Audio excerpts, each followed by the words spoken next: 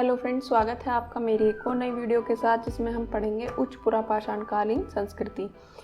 पिछली वीडियो में हमने देखा कि मध्य पुरापाषाणकालीन संस्कृति किसे कहा गया तथा उसके उपकरण क्या क्या थे, उसके स्थल क्या क्या थे। आज की वीडियो में हम देखेंगे उच्च पुरापाषाणकालीन संस्कृति का कालखंड 40,000 ईसा पूर्व से 10,000 ईसा पूर्व तक था। फलक आधारित संस्कृति होने के कारण इसको फलक आधारित संस्कृति भी बोला गया। फलक आधारित संस्कृति तथा चाकू संस्कृति भी कहा गया। चाकू संस्कृति भी कहा गया। मध्य पुरापाषाण काल की तरह इसमें फलक, ब्लेड के उपकरणों के निर्माण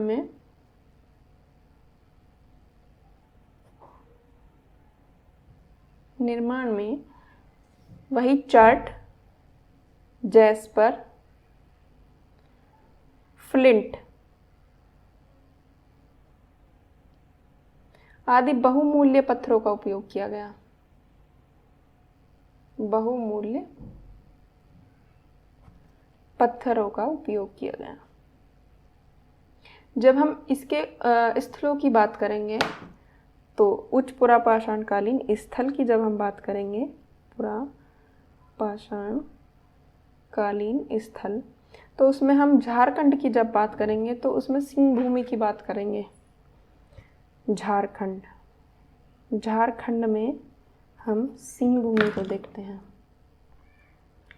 सिंहभूमि। मध्य प्रदेश में हम जोगदाहा, भीमबेटका, बम्बूरी, रामपुर एवं बागौर की बात करेंगे। बागौर, यहाँ से कृषि के साक्ष्य प्राप्त हुए हैं, बागौर से। महाराष्ट्र में हम पटने, भदने एवं इनाव गांव की बात करेंगे। इनाव गांव। आंध्र प्रदेश में हम रेनीगुंटा, वेमुला, नागार्जुन कोंडा, करनूल में विल्ला सुरगम गुफाओं की हम बात करेंगे। करनूल में विल्ला सुरगम गुफाओं की हम बात करेंगे। इसमें गुफा, ये उच्च पुरापाषाणकालीन स्थल महत्वपूर्ण हैं। कर्नाटक में जो उच्च पुरापाषाणकालीन स्थल मिले हैं वो सोरापुर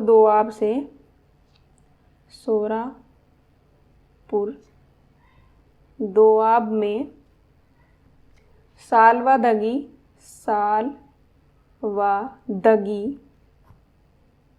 एवं मेरल भवी से स्थल प्राप्त हुए हैं। जब हम इसमें नेक्स्ट बात करेंगे तो हम इसमें आगे देखेंगे कि इसमें गुजरात से पावड़गढ़ क्षेत्र में विसदी, गुजरात, पावड़ क्षेत्र में विसदी। जब हम इसमें नेक्स्ट देखेंगे पावड़ क्षेत्र में विसदी। राजस्थान में बूढ़ा पुष्कर, राजस्थान, ये तो याद हो गया होगा क्योंकि हमने अपनी पहली वीडियो में भी देखा था। बूढ़ा पुष्कर से हमें बूढ़ा पुष्कर। भीमबेटका से गुफा चित्रकारी के जो प्राचीनतम प्रमाण हैं वो पुरापाषाणकालीन साक्ष्य मिले हैं, वो भीमबेटका से मिले हैं। भीमबेटका मध्य प्रदेश में स्थित है। मध्य प्रदेश में गुफा चित्रकारी के, गुफा यहाँ से गुफा चित्रकारी के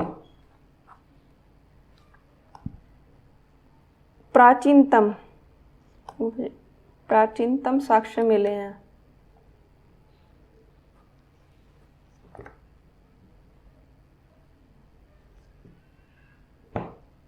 साक्ष्य मिले हैं।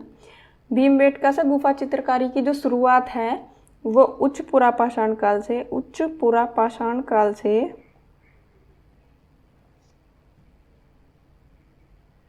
सर्वाधिक संख्या में चित्र मध्य पाषाण काल में मिले। सर्वाधिक संख्या में चित्र, भीमबेटका से जो सर्वाधिक संख्या में चित्र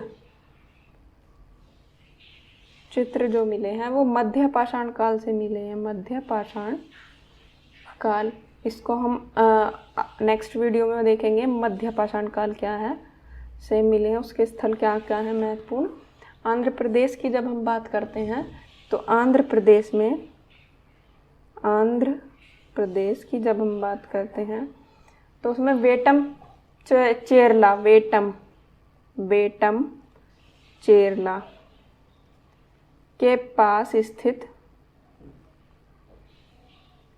स्थल है एक मुच्छतला चिंतामणि गवि गुफा को बोलते हैं। गवि से उच्च पुरापाषाण काल स्थल मिले हैं, अवशेष मिले हैं। उच्च पुरापाषाण अवशेष गवि मूर्छतला चिंतामणि गवि मीन्स होता है गुफा, इसको नोट कर लेंगे।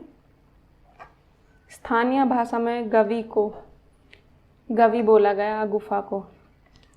इस काल की जो विशेषता है वो हड्डी से निर्मित उपकरणों का प्रचलन है। हड्डी निर्मित उपकरणों का प्रचलन इस काल की विशेषता है।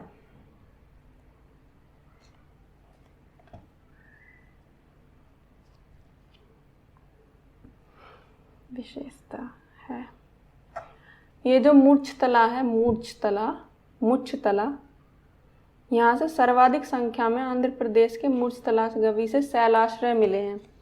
मूर्छतला यहाँ से शैलाश्रय मिले हैं। शैलाश्रय सर्वाधिक संख्या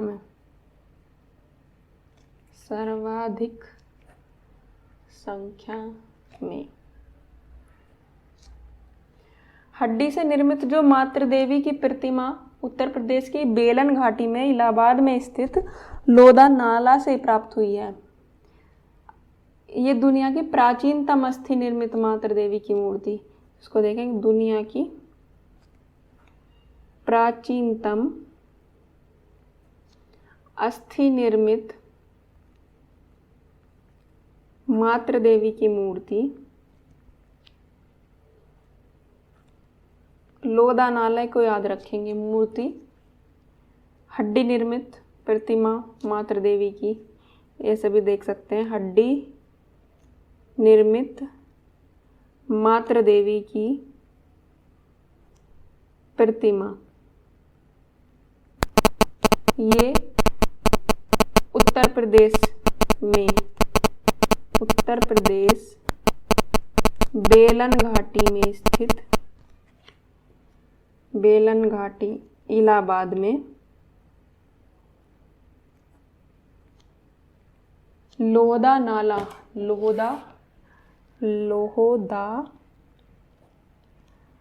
नाला से प्राप्त हुई है।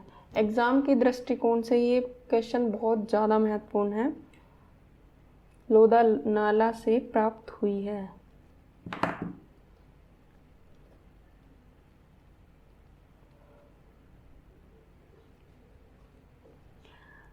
जो रॉबर्ट जी वैडनिक है, रॉबर्ट जी वैडनिक,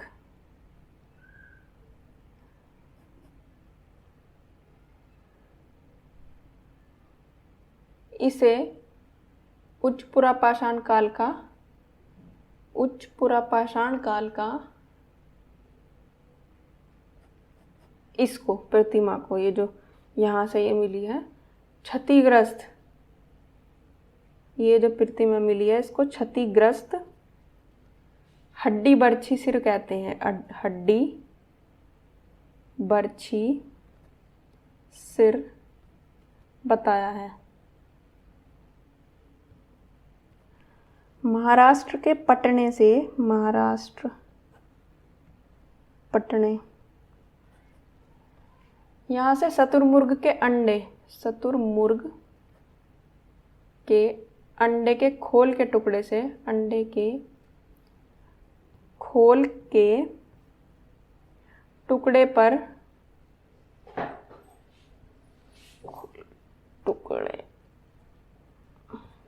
पर बनाई गई लाइनें इस काल की कला का प्रमाण है। लाइनें इस काल की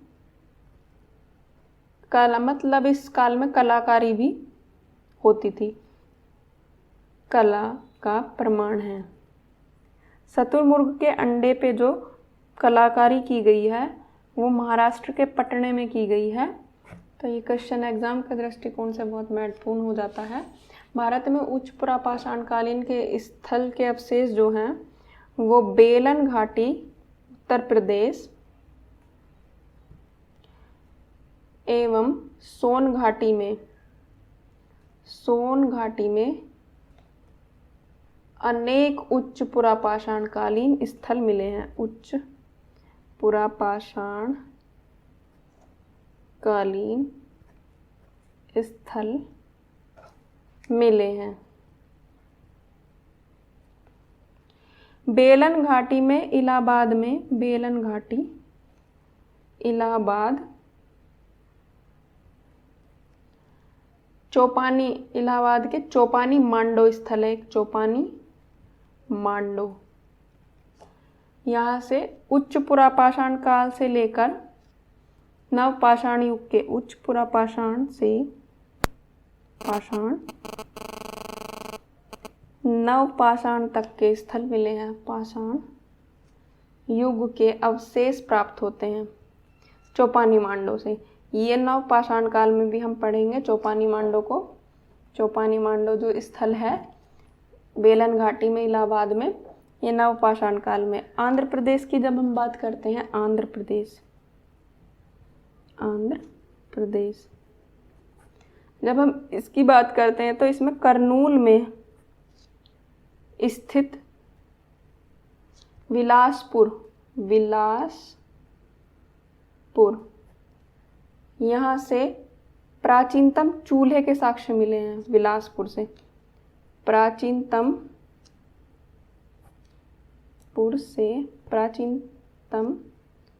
चूल्हे के साक्ष्य।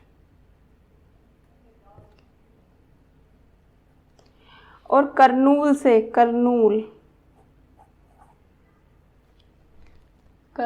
से पुरापाषाण काल के राख के साक्ष्य, पुरापाषाण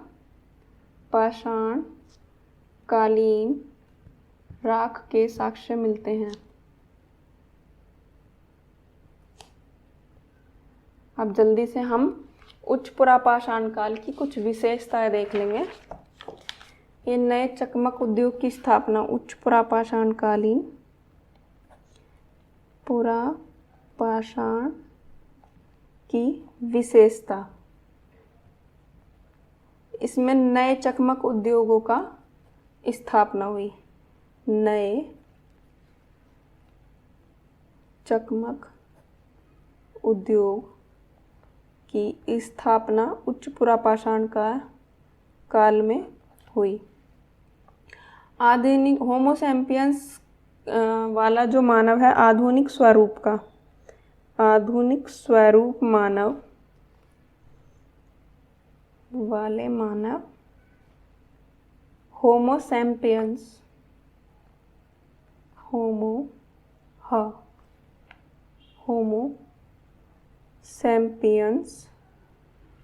प्राग मानव का उदय भी यहीं से माना जाता है। प्राग मानव का उदय उच्च पुरापाषाण काल में हुआ, ऐसा माना गया है। आज की वीडियो में इतना ही। नेक्स्ट वीडियो में हम कवर करेंगे मध्य पाषाण काल। अगर आपको मेरी वीडियो अच्छी लगी है तो लाइक, शेयर एंड सब्सक्राइब कीजिए। Thank you.